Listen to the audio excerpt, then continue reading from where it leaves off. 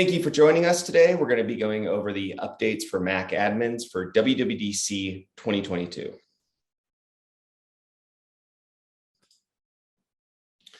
So the topics we're going to talk about as it relates to Mac admins are changes in managed software updates, Apple Configurator for the iPhone, Apple Business Essential improvements, Platform SSO, Enrollment SSO, and then we have a lot of honorable mentions that we're going to be going through as well, things that we're not going to go through in depth, but I do want to touch on because they are going to be important as we get in 2022 and 2023. All right, so the first, and in my opinion, most exciting change that is coming is the changes in managed software updates. And what I mean by this with managed software updates is deploying software updates, specifically macOS updates, through an MDM command. So why are we excited about this? Well, it's because we were excited again last year. And as we've been, I'm sure Hugo can attest as he's been doing a lot of this, as we've been trying to implement MDM software updates, we've run into some problems. First of all, we're realizing that, what they added last year was they allowed for deferrals and some other cool things that made it a bit better and more of something we can use on a regular basis. However, they must be acknowledged by the user. So what we found when we were deploying critical software updates is there was a lot of users that just weren't acknowledging the pop-up that came up that says, hey, you need to update your macOS version. And if they didn't acknowledge that, it didn't go forward. Even worse is we found that sometimes the acknowledgement window wouldn't show up in some monitors. I think the reason for that is because Apple doesn't show any of these updates, any of those notifications, if there's any type of screen sharing happening. So we found this out as we were trying to create videos of what this process looks like, and it would just never come up. But what we found is there's certain monitors that kind of act as like that type of display, and they don't even show up if you have that external monitor connected at all. And then lastly, once the updates are deployed, the Mac restarts without notifying or prompting the user. It's like you deploy the updates, it installs for 20 minutes, and then all of a sudden randomly it restarts. Not the greatest workflow. So with these updates, they've helped a lot theoretically with the first two items. So the first thing is acknowledge while in power nap. So another thing that we run into a lot is computers were in power nap when we deployed the update, and the user would never really see it. So now we can, it will respond while it's in power nap, and it will respond to some of the different updates. So some of the stuff we can do is allow with deferral or just schedule the OS update. But all three of these commands here will be able to run while the computer's in power nap. So I think that will increase the consistency of the adoption of these commands as we're trying to push them through. Another thing, which is really exciting, is a priority key. So this allows us to force the update without any user interaction, or at least from how they described it. So if you put a high priority key when you do this schedule OS update command, it's just as if the user went into system preferences and then clicked on update and start update and all that stuff. So this should be able to push it out with a higher certainty than we've been able to in the past. This is only available for minor OS updates though, which I don't know, is kind of expected with something like this. There's a lot of different auditing and logging that happens with these updates as well. I'm just showing you a plist of what's available. This is stuff that I'm sure Jamf and other MDM vendors will put into their products. I know for us, when we push it off, we don't really see too much of what's happening along the way. But if you can see in this plist, we get deferrals remaining. That's something we haven't seen before. Download percentage complete. That's really exciting to be able to see an actual progress of what the download looks like. Is downloaded is one as well that I will put in there. Max number of deferrals. next schedule install, pass notifications. Like all of these things are going to be really good for us to have a better understanding of where a certain computer is along in this process. Of course, since these are for MDM commands, we probably won't be able to create smart groups or anything from that, but we'll at least be able to go into the logs and see where the computer is along this process. And then this is super exciting. This was in the keynote if you saw it, but the rapid security response for critical updates. So this allows Apple to ship critical macOS updates without prompting the user for a restart. So, I mean, that's always been a huge issue for us. We're like, okay, security says we need to patch this tomorrow on all our computers, but we don't want to restart the users while they're in an important meeting. Now we can push up those updates without having that happen. And from my understanding with this actually just pushes out automatically. So we don't really even need to do much on an MDM side. So a couple of things we can do though. We can turn off rapid security response. If for some reason you just don't want that to be able to push out, that's something you can disable. You can also disable users from rolling back to the rapid security response, which is another thing I probably wouldn't do. But that's one of the nice things about this too, is if user updates gets updated to the latest macOS, and then they decide that it starts causing problems, they can easily roll back to the previous version, which is something that was basically impossible before. So that brings us into the next update, which is Apple Configurator for iPhone. And to answer Gwen, who just put in the chat, is any of this added to Monterey or will it just be available for Ventura?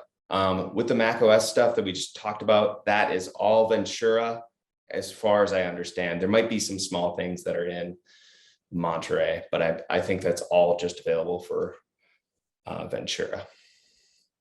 Apple Configurator for iPhone. This is super exciting. So they've actually had Apple Configurator for the iPhone to be able to enroll Mac computers into DEP, but they've just added that functionality for iPhones and iPads as well. And why is this exciting? Well, if you're an organization that has a bunch of iPads throughout the country and not all of them are in DEP and you absolutely need them in the DEP, what I've had to tell people before is either you got to ship it back to one place, connect it to a Mac with a cable, and then ship it back out, or you got to ship Macs to all your different sites. Both of those options don't sound great. Also, Apple Configurator is not super intuitive to use. On the iPhone, there is no need for a Mac. Most people have an iPhone at a site. All they need to do is download an app, so that shouldn't be a problem. It is very easy to use, as you'll see in this video, and there are no cables required. So let's take a look at what this looks like. So you download the app. It will come to the screen that says add iPad to your organization. You scan it, it adds the iPad, and now it's been added to your Apple Business Manager account. So super exciting addition that was available for macOS and is now available for iOS 16 as well. The next update is going to be for Apple Business Essentials. Now, this is a pretty cool update that they've added to this. They're basically just beefing up Apple Business Manager and making it into a lot more. So what actually is this? So first of all, it's Apple Business Manager, but it's also basic MDM. So when they purchased Fleet Smith last year, I'm guessing they're baking that into the product. It's also an identity provider. It's also cloud storage. And from the video that I saw, it looks super easy to use. Now, this is something that's probably really exciting for any small or medium-sized business that doesn't have any type of management yet and is all Apple-based, because it's something where you can use managed Apple IDs, iCloud storage, and have MDM baked in and just get some simple management on your devices. However, there are a lot of limitations to it from what I could see just from the demo they were giving. First off, I didn't see any ability to add custom packages, so I'm guessing there's no way to do that. There's no ability to add scripts either. No ability to add anything like an extension attribute if you wanted to grab extra inventory from a computer. Smart computer groups or smart device groups aren't really available. They do have smart user groups though, but that's a little bit less information than you would get from like a smart computer group. There's really not much advanced inventory management. It is pretty simple. There's no API, there's no integrations. So for enterprise or even larger and medium-sized companies, chances are you're not going to be going into the entire Apple ecosystem for your company. You might want to use Azure AD, you might want to use Office products, might want to use Google Suite, Google Workspace. And to some extent, you can integrate Google Workspace and Azure AD into these products, but you can't integrate them from an SSO perspective. It's just in order to create those managed Apple IDs. So it's like you're really limited by those integrations. There's not really much custom setup. It's mostly like out of the box type stuff. You can deploy apps, you can deploy configuration profiles, but that's about it. With this, you can't really do any type of endpoint protection either, besides, Apple's built-in tools like Gatekeeper. Every endpoint protection solution I've seen requires some type of custom package, which you can't deploy through Apple Business Essentials. Also, one weird thing is it's only available for US-based businesses. I'm sure that will change in the future, but if you're outside of the US, it sounds like this is not available for you. So although this is an amazing solution for small businesses that are just getting started and they're all Apple-based, I don't see this as anything that's really competing much with some of the more powerful solutions like Jamf Pro or even identity provider solutions like Okta. And then for more information on this, watch this video.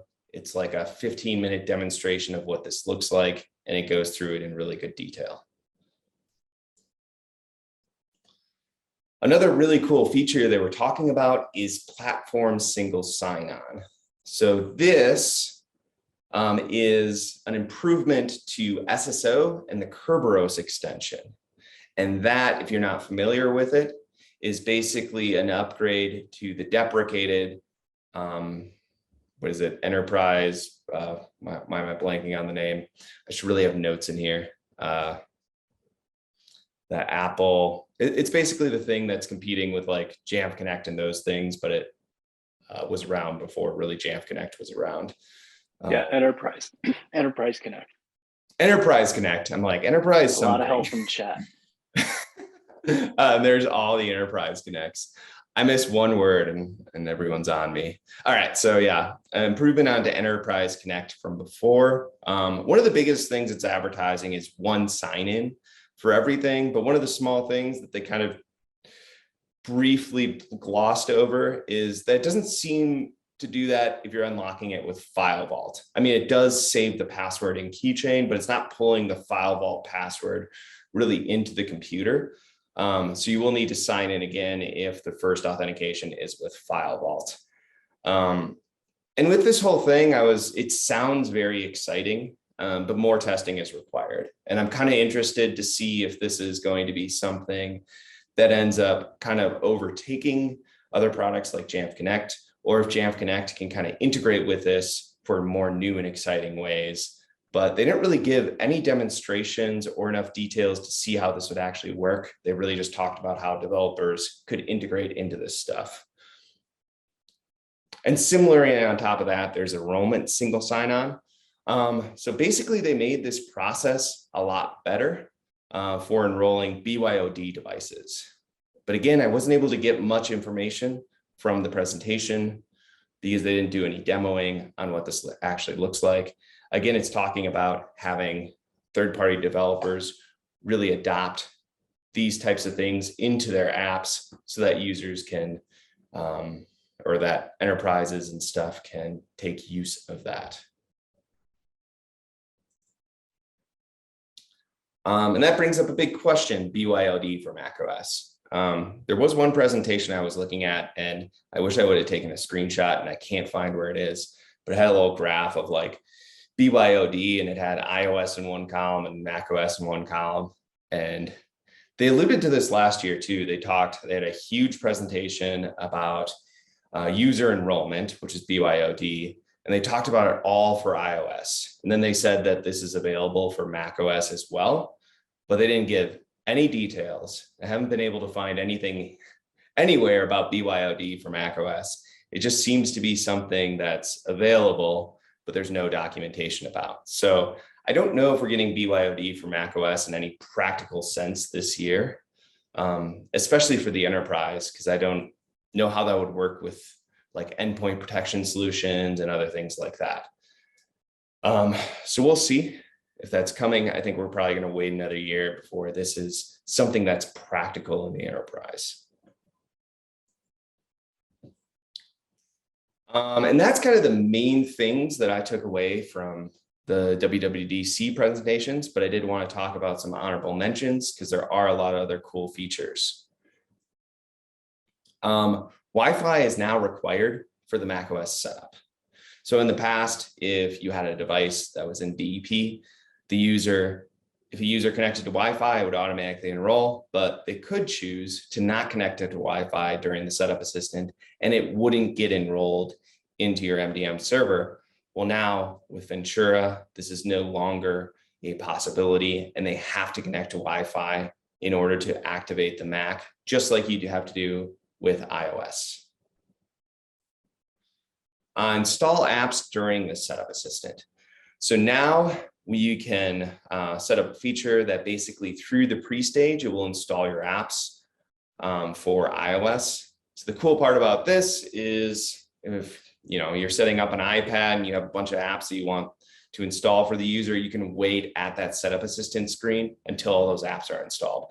So once the user gets in there, they see an iPad that's actually set up or an iPhone that's set up for them and not sitting there and waiting for all these apps to install one by one. Apple TV remotes will stay pair after the first wipe or after any wipe. So that's going to be great if you wanted to wipe your conference room, Apple TVs, that Apple remote is going to stay paired. So if you had that, if you had it connected to Ethernet and had automated enrollment set up, so it would automatically go through the setup assistant, you could send a wipe command and theoretically everything would be paired and ready to go without anyone having to interact with that device.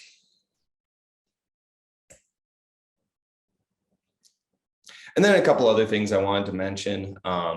Apple Business Manager now has Google Workspace integration that goes along with their Azure AD integration already. It also allows you to automatically create managed Apple IDs based on the emails that you have. That's pretty exciting. Accessories require user consent to connect. I didn't get a ton of details on what that looked like. Could be keyboards and mouses along with everything else. I guess most of that is Bluetooth these days, but it's definitely for like external storage. When you connect, it requires user consent each time. You can turn that off by an MDM command. If you were a school or something like that, where you didn't want that user consent, then you could turn that off. DNS proxy and web content filter for iOS. So this is basically using the per app VPN that was available and making it global. And it's global even for user enrollment. So that really upgrades that feature and allows for a more robust proxy and content filter. Managing eSIMs as well, they've added some more functionality to that, including migrating between carriers, managing multiple carriers, and managing international data and stuff like that. The profiles command has rate limiting. The profiles command is, we often use it if we need to renew an MDM profile for any reason. Sometimes we do that because something with the MDM profile is broken and we need to fix it, and we don't want to boot into recovery mode to do that. Other times it's to enroll it into DEP if it had not been enrolled in DEP before. They're limiting like 10 commands per day, otherwise it'll get cached information. Not really sure how that'll be relevant. Might be relevant more from an MDM side. Passkeys, this was kind of an interesting presentation. So it allows for basically passwordless sign-in to a lot of different apps, which seemed really cool. Not really much on the MDM side for that though. That's really just right now on the personal side.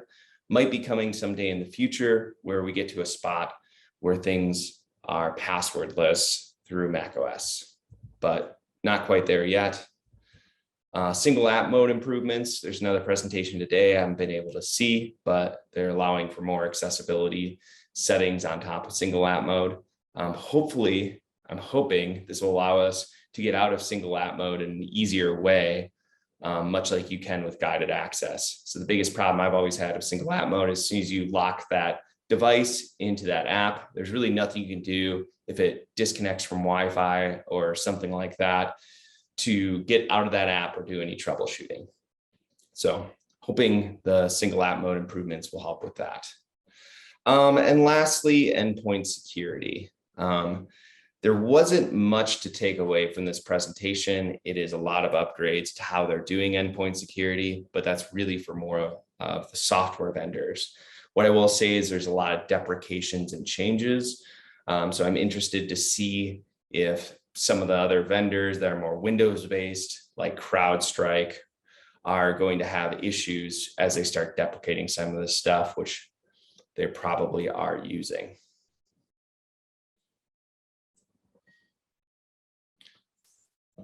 And if you want more information, there's basically one video this year that goes through most of the stuff we went through. That's what's new in managing Apple devices. Be sure to check that out if you want some more information.